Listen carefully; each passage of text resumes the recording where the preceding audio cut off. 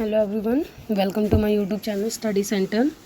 तो जैसा कि हमने DTPSB TGT सोशल साइंस के PYQs की एक सीरीज़ को स्टार्ट किया है, जिसमें जो भी PYQs पूछे गए हैं, क्वेश्चन जो भी DTPSB के द्वारा पूछे गए हैं, वो मैं आप लोगों के साथ क्या कर रही हूँ, डिस्कस कर रही हूँ। और विद एक्सप्लेनेशन से क्या होता है, जैसे अगर आप PYQ देख रहे हैं तो ये आपके लिए बहुत हेल्पफुल सेशन हो सकता है, क्योंकि DTPSB क्या करेगा, ये क्वेश्चंस आपसे रिपीटेड पूछे जाते हैं। और अगर आप इसकी एक्सप्लेनेशन देख लेते हैं तो उसी टॉपिक से रिलेटेड आपके 2 से 3 नए क्वेश्चन आपके प्रिपेयर हो जाते हैं, जिससे अगर वो इन फ्यूचर अगर उससे उसी टॉपिक से रिलेटेड अगर क्वेश्चन आएगा तो उसे आप इजीली कर सकते हैं। तो चलिए स्टार्ट करते हैं अपने सेशन को।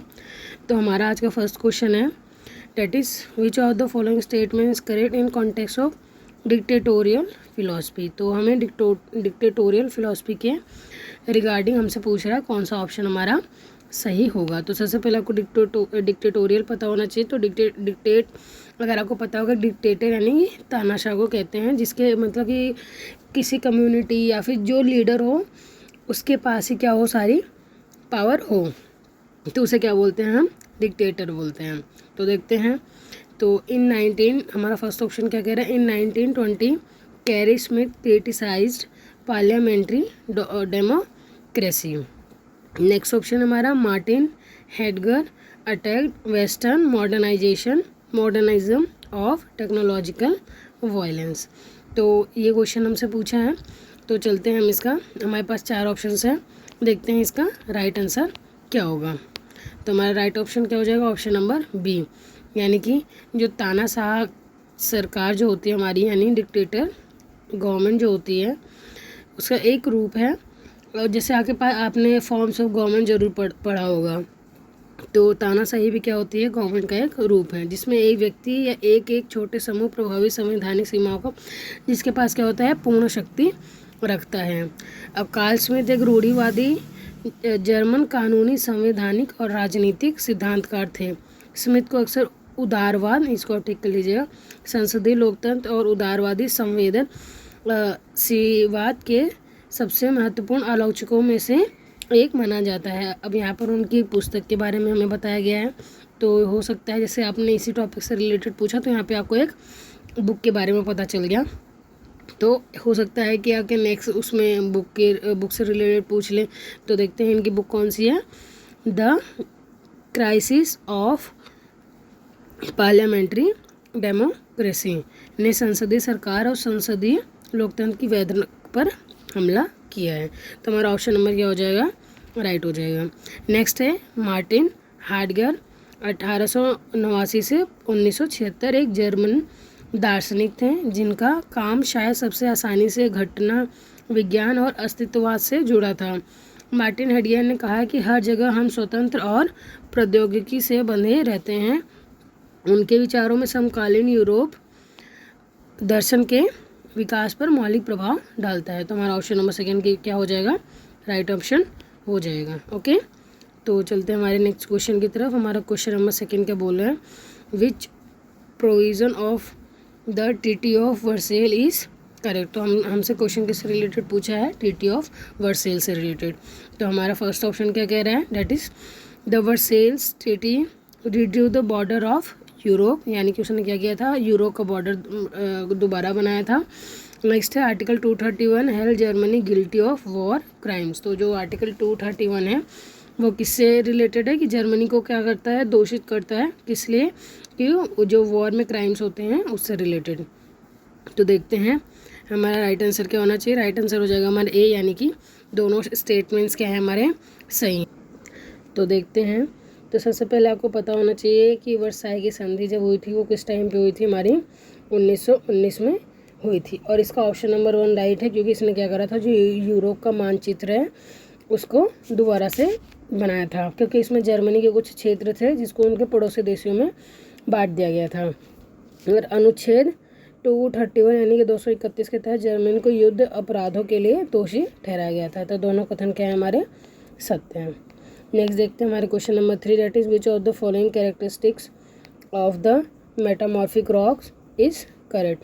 तो आई होप आपको रॉक्स पता होंगे। तो चलिए मैं आपको थोड़ा सा बता देती हूँ रॉक्स के बारे में।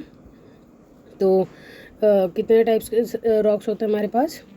3 टाइप्स के रॉक्स होते हैं। पहला होता है हमारा इग्नियस, दूसरा होता है हमारा सेडिमेंट्री, तीसरा होता है हमारा मेटामॉर्फिक रॉक्स। तो ये हमारा क्वेश्चन किससे रिलेटेड है? मेटामॉर्फिक रॉक से रिलेटेड है।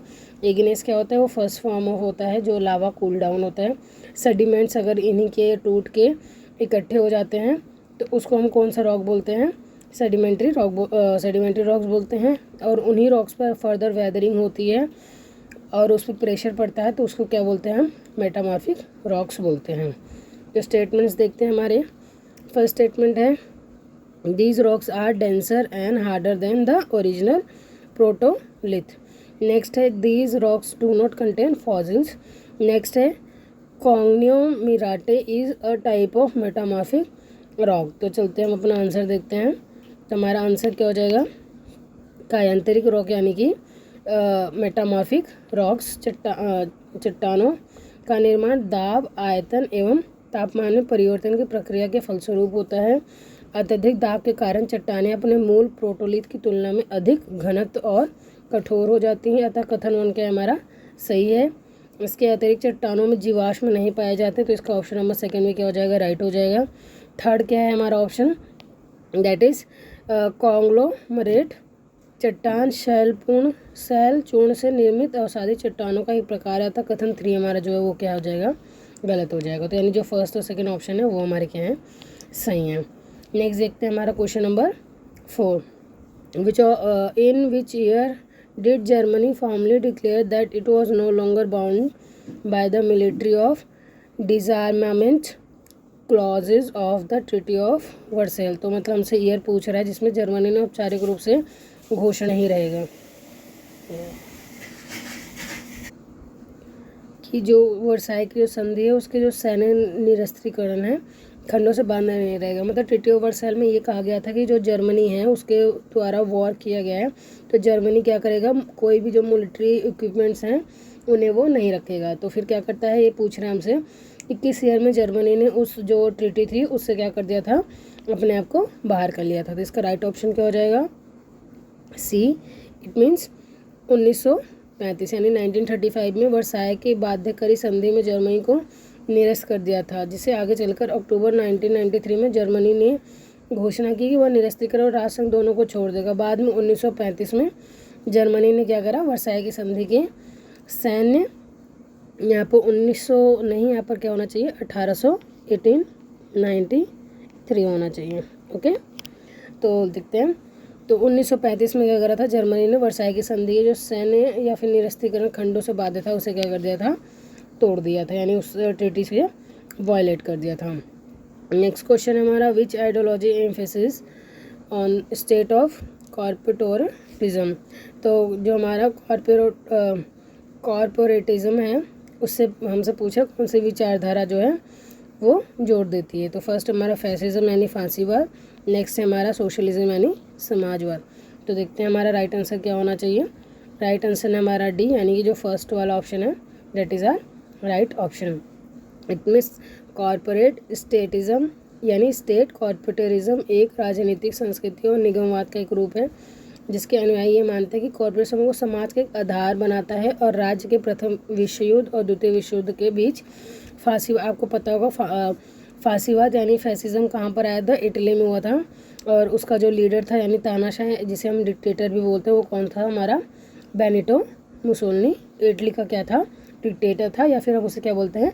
फैसिज्म बोलते हैं। ओके, और ऐसे ही जर्मनी में क्या था? हमारा नाजिज्म, जिसे कौन लीड कर रहा था? हिटलर लीड कर रहा था। नेक्स्ट क्वेश्चन है हमारा question number 6। Which of the following planet comes under the category of Jovian planet. तो आपको पता होगा हमारा सोलर सिस्टम क्या है? एक एस्ट्रॉइड बेल्ट की वजह से डिवाइड है। कुछ प्लैनेट्स हमारे क्या होते हैं?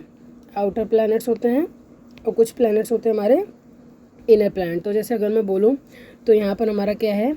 मार्स प्लैनेट है और इसके बीच में एस्ट्रॉइड बेल्ट है। यहाँ पर क्या है? हमारा जुपिटर है। तो मार्स से पहले कौन कौन से प्लैनेट आएंगे हमारे? हमारा कौन सा आएगा? सबसे पहले मर्क्यूरी, वीनस, अर्थ, फिर Jupiter, Saturn, Uranus and Neptune. तो हमारी ये क्या है? टोटल 8 प्लैनेट्स हैं। ये क्या है? हमारा एस्ट्रॉइड बेल्ट है जो क्या करता है? इनर प्लैनेट्स को क्या करता है, आउटर प्लैनेट से क्या करता है, डिवाइड करता है। इसी को हम इनर प्लैनेट्स भी बोलते हैं, जोवियल प्लैनेट्स भी बोलते हैं और टेरेस्ट्रियल प्लैनेट्स भी बोलते हैं। और इनको हम क्या बोलते हैं, आउटर प्लैनेट्स बोलते हैं। एंड इसको जोवियल प्लैनेट नहीं बोलते, पर आप देख लीजिएगा, जो मतलब कि मार्स और उसके बीच में है हमारा, तो मार्स है और यहाँ पर क्या है, जुपिटर है। तो ये क्या होता है, हमारा इनर प्लैनेट्स हैं और क्या है, टेरेस्ट्रियल प्लैनेट्स हैं। और ये कौन से होते हैं, हमारे आउटर प्लैनेट्स हैं और कौन से हमारे जोवियल प्लैनेट्स हैं।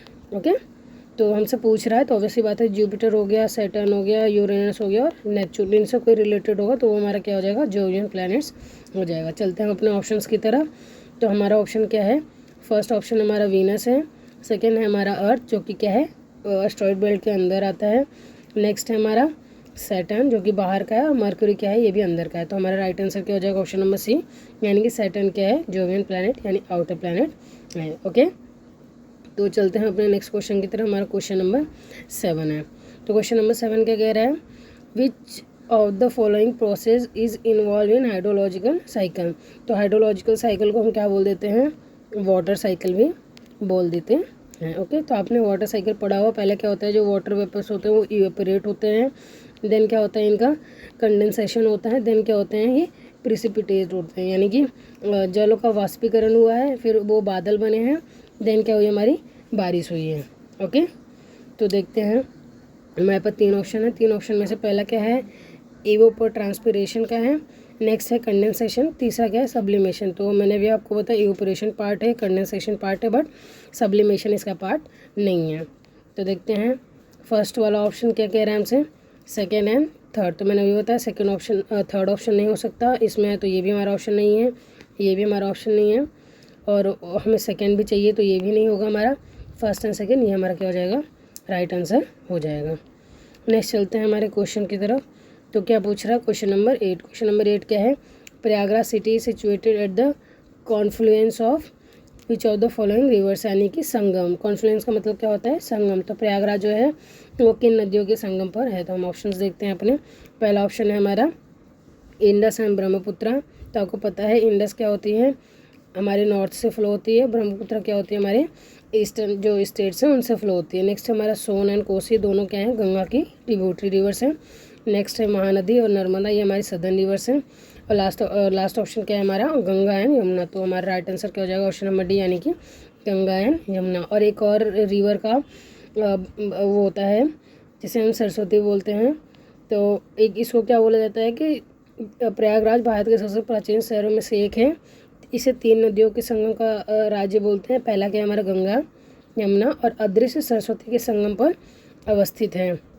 प्रयागराज में प्रत्येक 6 वर्षों में कुंभ लगते हैं और 12 वर्षों में क्या लगता है, महाकुंभ लगता है। तो आपको याद होगा कि अभी जैन 25 में प्रयागराज में महाकुंभ लगा हुआ था। ओके, तो नेक्स्ट चलते हैं क्वेश्चन नंबर 9 की तरफ। On which day the sun's ray fall vertically over the tropic of cancer, यानी कि जैसे कि अगर हम देखें तो अगर ये हमारा क्या है, अर्थ है, मैं आपको बता दूं, लेट सपोज ये क्या है हमारा, ये हमारा अर्थ है और ये क्या है हमारा सन है। क्या है हमारा, सन है। ये मैं दोबारा से ड्रॉ कर देती हूँ, ये हमारा अर्थ है और ये बड़ा सा है, दैट इज़ आवर सन। तो ऑब्वियसली बात है कि अर्थ की जो पोजीशन होती है वो थोड़ी सी क्या होती है, टिल्ट रहती है। तो ये पूछा है कि कौन से टाइम पे सन की जो रेज है ट्रिपा कॉफी को सीधा किस पे पड़ती हैं, ट्रॉपिक ऑफ कैंसर की ओर पड़ती हैं। तो हम चलते हैं, देखते हैं अपने ऑप्शंस को। तो फर्स्ट ऑप्शन है हमारा 22 दिसंबर को। तो ये क्या हो जाएगा, अगर हमारे ऊपर क्या कहते हैं कि जब रेखा क्या कहते पड़ रही है, जब ट्रॉपिक ऑफ कैंसर पर सीधा सन रेज पड़ रही है, तो ऑब्वियसली बात है हमारे स्टेट्स में क्या होना चाहिए, गर्मी होनी चाहिए। तो 22 दिसंबर को गर्मी तो होती नहीं है, तो ये हमारा राइट ऑप्शन नहीं होगा। नेक्स्ट हमारा जनवरी 23, ये भी हमारा क्या है, ठंडी का टाइम है। नेक्स्ट क्या है 22 सितंबर, इसमें भी ज़्यादा गर्मी नहीं पड़ती है। तो हमारा राइट ऑप्शन क्या होना चाहिए, option number C, that is 21 जून को ट्रॉपिक ऑफ कैंसर पे डायरेक्ट सन की रेस पड़ती हैं। तो चलते हैं इसका एक्सप्लेनेशन देखते हैं थोड़ा। तो सूर्य की किरणें 21 जून को कर्क रेखा पर लंबवत पड़ती हैं, वहीं 21 मार्च और 23 को विषुवत रेखा यानी कि हमारे इक्वेटर पर, किस पे, इक्वेटर पर। ओके, इसीलिए हम क्या बोलते हैं, 21 मार्च और 23 सितंबर को हमारा जो डे होता है वो इक्वल डे और इक्वल नाइट्स होते हैं। और इसके अतिरिक्त सूर्य की किरणें 22 दिसंबर को मकर रेखा यानी ट्रॉपिक ऑफ कैप्रिकॉर्न पर लंबवत पड़ती हैं। तो इट मीन्स हमारे यहाँ पे क्या होता है, विंटर सॉल्स्टिक्स होता है, और जो सदर्न वाले स्टेट्स हैं जैसे आपका ऑस्ट्रेलिया हो गया, इन सब में क्या होता है, वहाँ पर समर सॉल्स्टिक्स होता है। ओके, नेक्स्ट है question number 10। Robert Owen was first to use word socialist in dash in his cooperative magazine. तो उसमें हमसे ईयर पूछ रहा है, तो ईयर हमारे ऑप्शन फर्स्ट क्या कह रहा है, 1825, 1824, 1826 और 1827। तो हम राइट आंसर देखते हैं, हमारा राइट आंसर क्या हो जाएगा, 1827 यानी डी ऑप्शन है।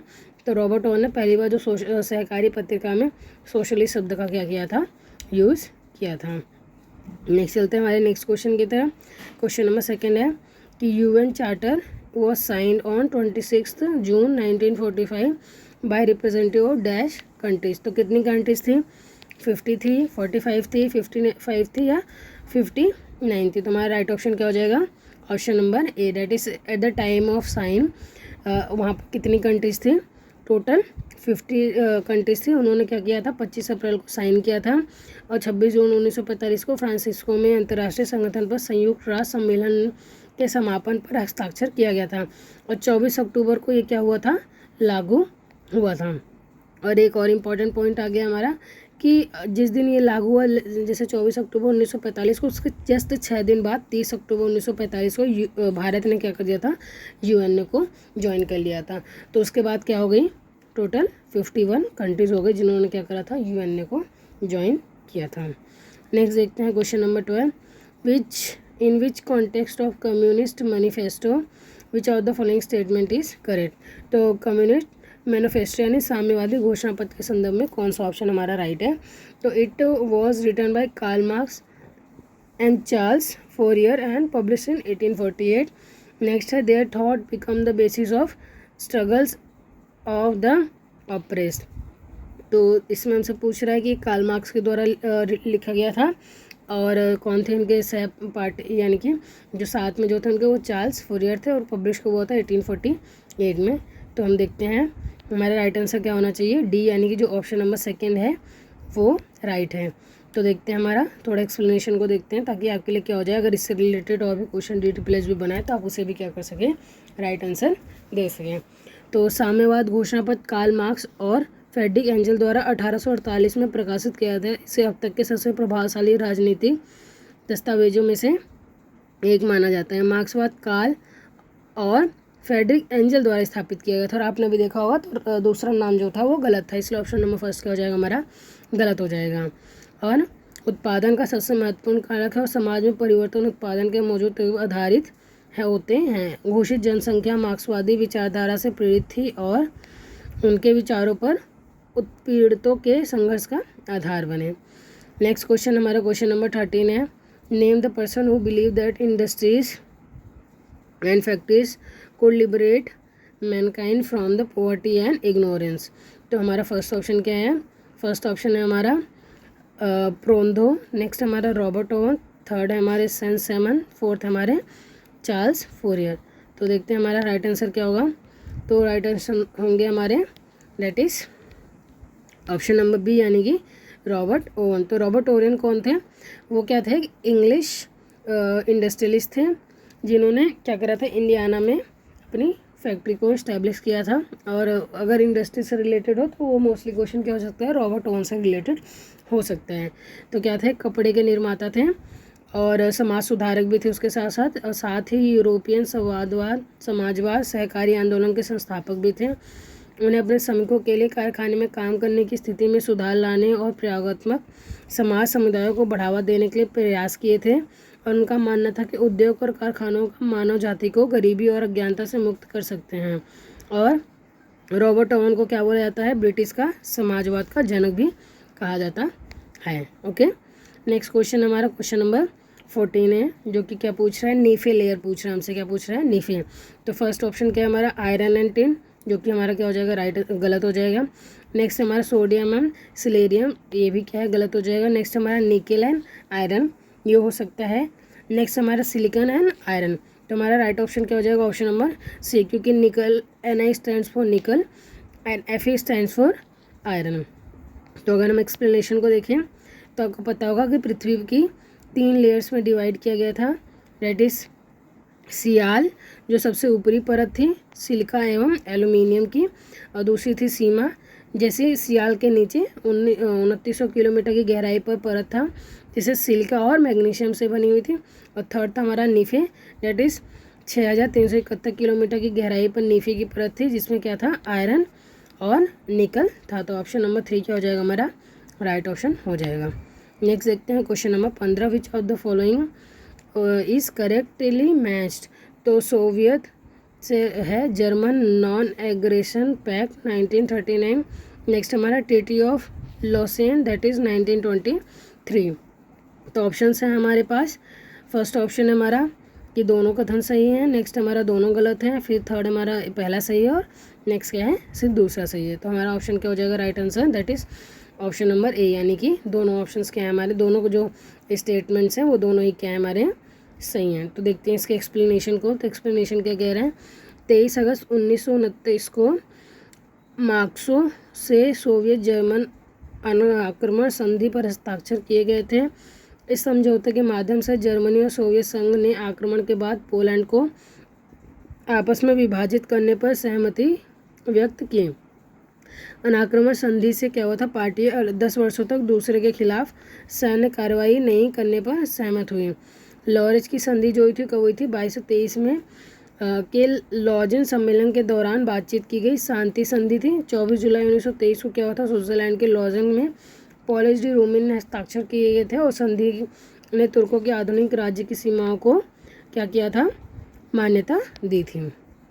तो नेक्स्ट है हमारा क्वेश्चन नंबर 16। क्वेश्चन नंबर 16 क्या कह रहा है, the rotation of earth is responsible for. तो फर्स्ट ऑप्शन हमारा the alternate period of day and night, next हमारा period of year, third option हो जाएगा हमारा डेट इज़ हमारे पास दो ही स्टेटमेंट्स हैं तो हमारे पास सीधा ऑप्शन आ गया, only second, neither 1 and 2, only 1 and both 1 and 2। तो हमारा राइट ऑप्शन क्या हो जाएगा, option number C, it means दोनों में से कोई भी रिस्पॉन्सिबल नहीं है।